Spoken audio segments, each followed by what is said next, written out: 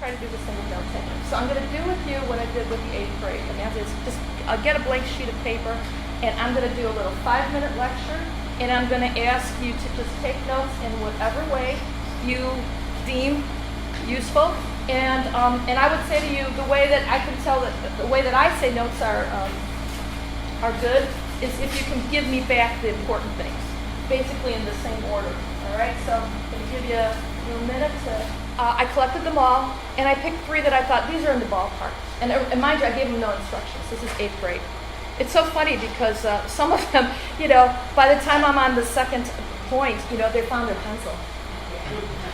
I mean, it just was, they're not ready to start when I'm ready to start, and the longer you take, the longer they take. And so it just was, it's going to be 5 minutes, everybody get ready, and you give them some time, and there's some kids that really, I'm on point number 2, and they found their pencil. So, what was point number 1? Yeah, that's right.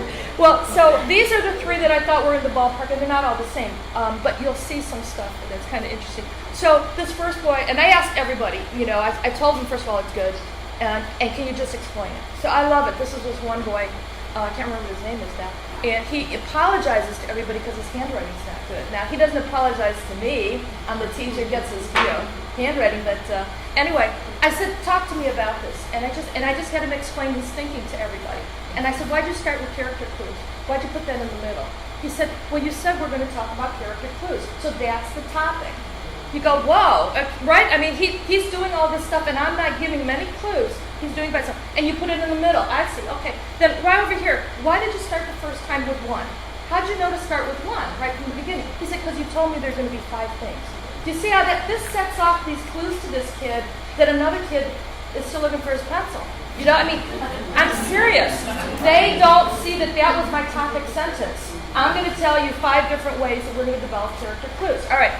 Then I said, I don't remember what his reasons for underlining, but you see that he's not trying to do it verbatim, so he gets that idea. And I said, why'd you skip a line?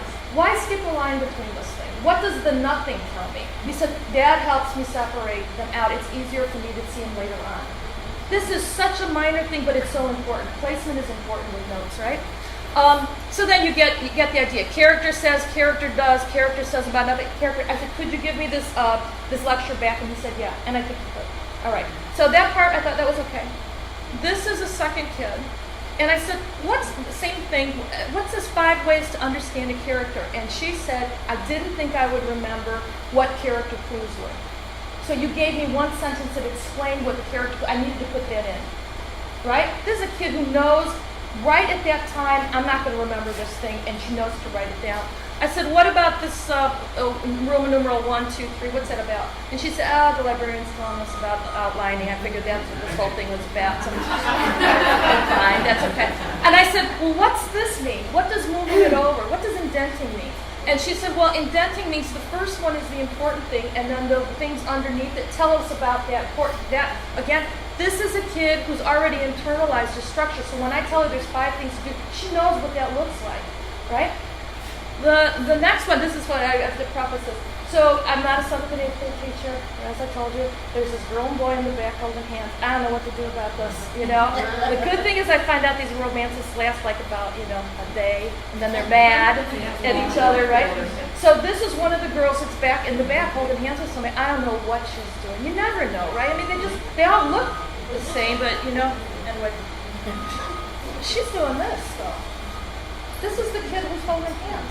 She's got examples, and she knows the abbreviations. She's got she literally has time to write the example. I gave the same talk to her that I gave to everybody else, and she's getting this. And they all look the same. That's why I like to do note-taking, because I want to know who's getting it. And then not necessarily writing more is better. But she's got it. So she explained her system, and EX means example, right? And A and B, number 4, example. And she's got a conclusion. These are 5 ways that let people know about characters. I mean, this kid gets the the categories for these details, like direct quotations, indirect quotations, facial movements, body movements. And I have to tell you, you cannot do note-taking, you cannot do outlining if you don't do some vocabulary work on those sort of meta-categories. because otherwise all they can talk about is trees and trees, ponds, and frogs, and they don't get, or whatever, and they don't get the word habitat. You can't do that kind of, and if we had more time, we'd talk about summarizing. That's another thing down the road. You can't do summarizing if you don't have the vocabulary. If you can only name specific things and you don't have any category words, you can't do it. So just something to think about. All right.